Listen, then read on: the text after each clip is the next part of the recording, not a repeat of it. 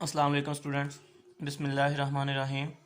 इस लेक्चर में मैं आपको सिखाऊंगा एक्सरसाइज 1.1 क्वेश्चन नंबर 3 उसका पार्ट भी 3 volume V of a cube as a function of area A of its base.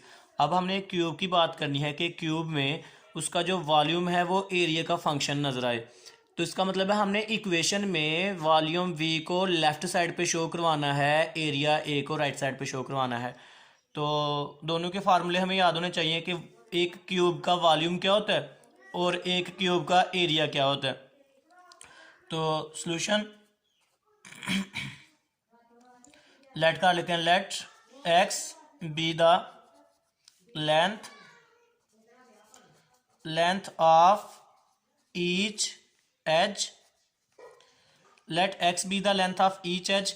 Her edge की जो लेंथ है वो हमने जो है ना कह लिया एक्स है, ये भी एक्स है, ये भी एक्स है, और ये जो हाइट है ये भी एक्स है।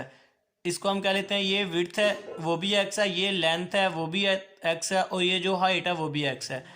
देन उसके बाद जो वॉल्यूम होता है ना, वॉल्यूम वी इधर हम लिख लेते हैं। देन वॉल्यूम वी किसके बराबर होता है? वॉल्यूम वी बराबर होता है length multiply by breadth multiply by height. तो लेंथ भी हमने कहा हुआ है वो एक्स है, ब्रेड्थ भी हमने कहा हुआ है एक्स है, और हाइट भी हमने कहा हुआ है एक्स है। तो वॉल्यूम वी आ जाएगा एक्स की पावर 3। उसके बाद वॉल्यूम के बाद कौन सी चीज़ हमें चाहिए? एरिया। तो इसको इक्वेशन नंबर 1 का नाम दे देते हैं। 9 एक क्यूब का एरिया जो होता है, एरिया ए, वो किसके इक्वल होता है? वो होता है length multiply by breadth. Area में हाइट नहीं आती, वॉल्यूम में तीनों चीज़ें आती हैं, लेंथ भी, ब्रेड्थ भी, हाइट भी, लेकिन एरिया में हाइट नहीं आती। एरिया सिर्फ और सिर्फ लेंथ मल्टीप्लाई बाय ब्रेड्थ। तो एरिया ए इक्वल लेंथ भी एक्स है और ब्रेड्थ भी एक्स है, तो ये आ जाएगा एक्स का स्क्वायर। अब जो हमें इसको कह लेते हैं इक्वेशन नंबर 2। अब जो हमें फाइनल रिजल्ट चाहिए, फाइनल इक्वेशन, उसमें वॉल्यूम लेफ्ट साइड पे शो होना चाहिए और एरिया राइट साइड पे शो होना चाहिए। तो फ्रॉम इक्वेशन टू से हम एक्स की वैल्यू निकाल लेते हैं। यहाँ ये नहीं लिखते, फ्रॉम इक्वेशन 2 हम नहीं लिखते, हम लिखते हैं टेकिंग स्क्वायर रूट। इधर ही स्क्वायर रूट ले लेते हैं बस। टेकिंग स्क्वायर रूट ले लें दोनों तरफ, इधर भी स्क्वायर रूट और इधर भी स्क्वायर रूट। तो ये स्क्वायर रूट ए आ जाएगा और उधर आ जाएगा एक्स। ये स्क्वायर रूट कैंसिल।